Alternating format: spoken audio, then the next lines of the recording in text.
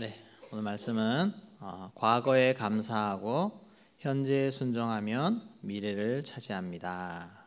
네, 제목에 다 들어 있습니다. 과거에 감사하고 현재에 순종하면 미래를 차지합니다. 네, 저는 1993년 3월 30일 육군으로 입대를 했습니다. 입대해서 인제에 있는 12사단 신병교육대에서 훈련받고 전경으로 차출이 되었습니다. 전경으로 차출돼서 자대 배치를 원주경찰서로 가게 되었습니다.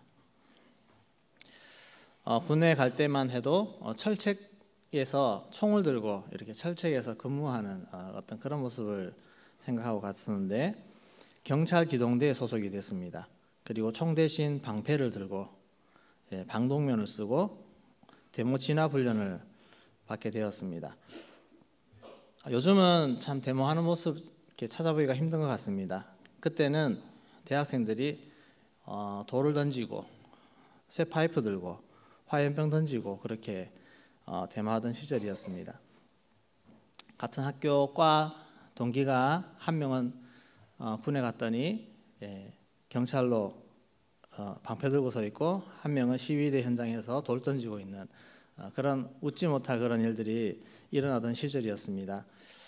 저는 전경을 보낼 때 물론 뒤에 대부분은 경찰 항공대에서 어렵지 않게 군 생활을 잘했지만, 경찰 항공대 가기 전에 2달 동안은 기동대에서 보내었는데 데모 진압으로 출동하는 일이 있었습니다.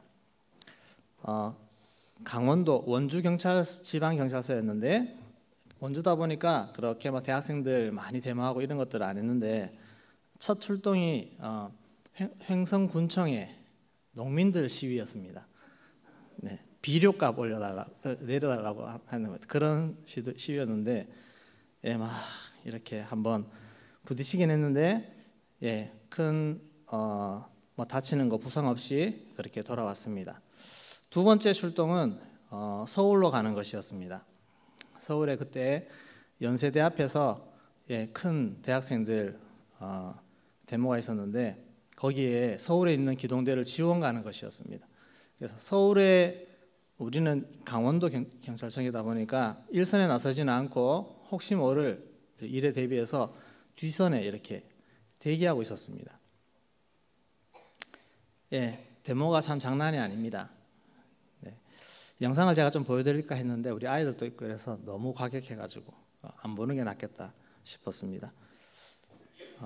원주를 출발해서 서울에 가까이 갈수록 마음이 조마조마하면서 긴장이 되었습니다. 도착해서 대기하고 있을 때에도 마찬가지였습니다. 언제 불려갈지도 모르는 그런 상황 속에서 참 마음이 긴장이 많이 되었습니다. 그렇게 밤까지 대기하는 그런 상황 속에서 소식이 들려오기를 경찰관 한 명이 죽었다라고 하는 소식이 들려왔습니다. 와, 그러면서 장난이 아니구나. 정말 심각하게 치열하게 격렬하게 지금 시위를 하고 있는 그런 것을 들을 수 있었습니다. 다행히 밤 마칠 때까지 우리 출동하지 않고 그냥 대기만 하고 있다가 그렇게 오게 되었는데, 그러면서 제가 오늘 말씀을 보면서도 갑자기 그것이 생각났는데, 전쟁을 앞두고 싸움을 앞두고 있는 그 사람들의 마음, 그 마음이 어떨까 하는 생각이 들었습니다. 이스라엘 백성들이 광야 생활을 마쳤습니다. 그리고 나서 이제 그들에게 주어진 사명은 가나안 땅에 들어가서 정복하는 일이 아닙니까? 하나님이 약속했으면 그냥 모든 거 다 처리하고 성문 키를 딱 주면서 자 이제 들어가서 살아라, 그렇게 하면 얼마나 좋겠습니까? 근데 그것이 아니고 그 가나안 땅을 싸워 점령을 해야 되는 그런 상황이 놓인 것입니다. 그것도 견고한 성읍에 철병거에다가 장대한 그런 강력한 군사들까지 있는 그런 상황 앞에서 얼마나 긴장되고 두렵고 떨릴까 하는 것입니다. 전쟁은 어제까지 100번 싸워 승리해도요, 오늘 또 전쟁한다고 생각해 보십시오. 그러면 긴장이 안 될까요? 두렵지 않을까요? 두렵습니다. 전설의 복서 마이크 타이슨, 정말 핵주먹으로 한번 날리면 넘어갈 것 같은 그런 타이슨도 매 경기마다 무서웠다고 합니다. 상대방이 무섭고 경기에 질까 봐 무섭고 너무너무 무서워서 그래서 더 악착같이 연습을 했다고 합니다. 우리의 삶도 마찬가지인 것 같습니다. 우리 앞에 수많은 미래가 불확실하기 때문에 우리가 앞으로 살아갈 때 우리는 두려워하는 이유는 불확실하기 때문에 그렇습니다. 어떻게 될지 모르기 때문에. 믿음으로 달려간다 하지만 그러나 곳곳에서 순간순간 닥쳐지는 그런 상황 앞에서 우리는 두렵게 되고 긴장하게 되고 불안하게 됩니다. 우리 고3 수능 시험을 쳤습니다. 고3들 다 나왔나요? 자리가 잘 안 보이는 것 같습니다. 고3 수능 들어가기 전에는 얼마나 긴장합니까? 얼마나 긴장합니까? 근데 치고 나오면 모든 긴장이 사라지지 않습니까? 근데 또 점수가 나올 때 되면 또 긴장합니다. 1점이라도 2점이라도 더 올라가지 않을까? 내려가지 않을까? 점수를 보고 나면 또 원서 낼 때 또 두렵습니다. 이 원서 냈는데 붙을까 안 붙을까? 그런 것들. 우리는 항상 이런 두려움 앞에 마주하게 되는 것입니다. 우리 결혼하고 나서 아이를 임신했습니다. 임신할 때 여러분 기분이 어떻던가요? 임신 소식을 들으면 너무너무 기쁘죠. 기쁜데 조금 지나서 산부인과 가서 검사하니까 의사 선생님이 혹시 이 아이 장애가 아닐까요? 이런 얘기 딱 들으면 또 마음이 불안합니다. 출산했을 때 정말 이 아이가 장애인이 아닐까 막 걱정하지 않습니까? 아이가 태어나도 걱정입니다. 태어나서 이렇게 아이를 막 보고 있는데 이렇게 손으로 이렇게 막 하면서 저도 그랬으면 손으로 하면서 야가 혹시 장님이 아닌가? 눈을 떠서 보고 있는데 저도 책을 읽어보니까 아이들이 시력을 잃은 아이들이 종종 있다고 그래가지고 괜히 그 책 보니까 걱정이 돼가지고 막 이렇게 했던 생각이 납니다.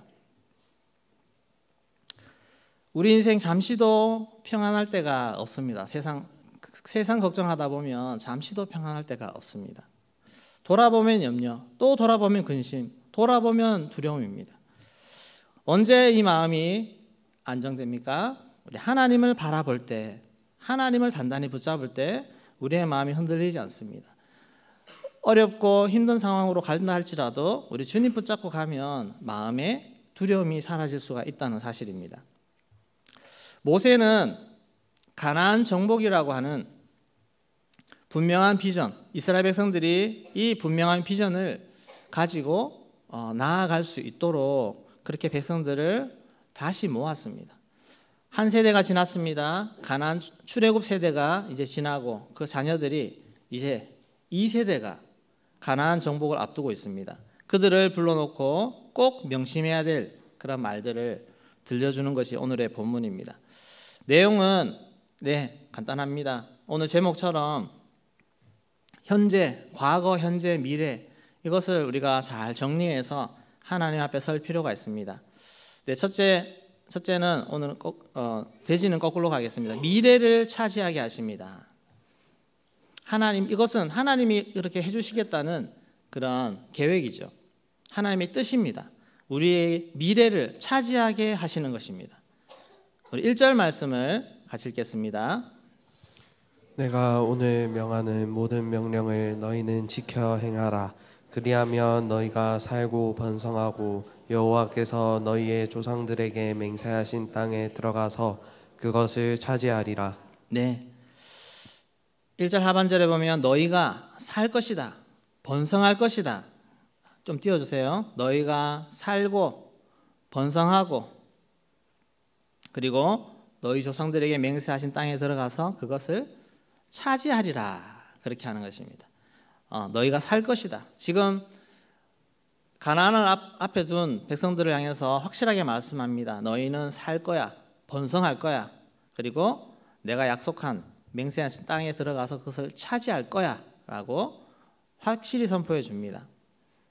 하나님은 우리에게 항상 선하시고 우리가 복되고 잘 되기를 원하시는 줄로 믿습니다. 여러분 모두가 하나님은 잘 되기를 원하십니다. 축복하기를 원하십니다. 하나님은 나에게 왜 이러시지?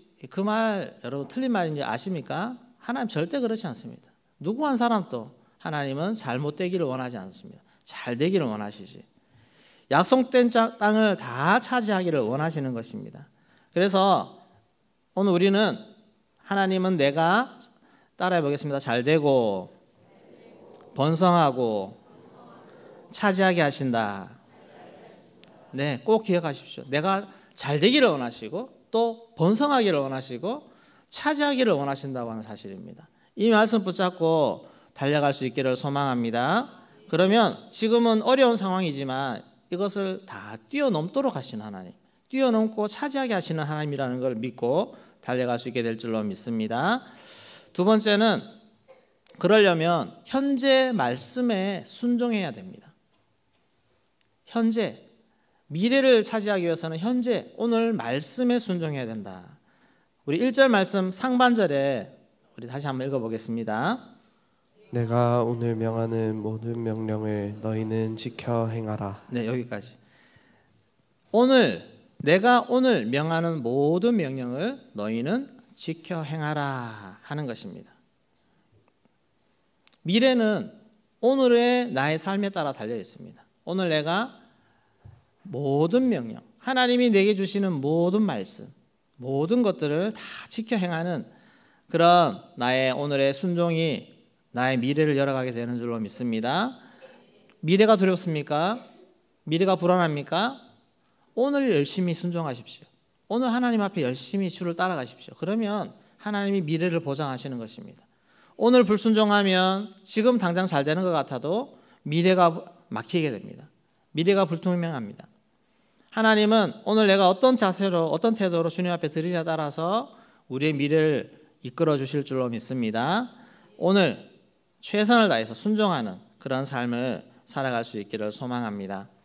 네, 세 번째는 과거를 감사함으로 돌아보는 것 기억해야 됩니다.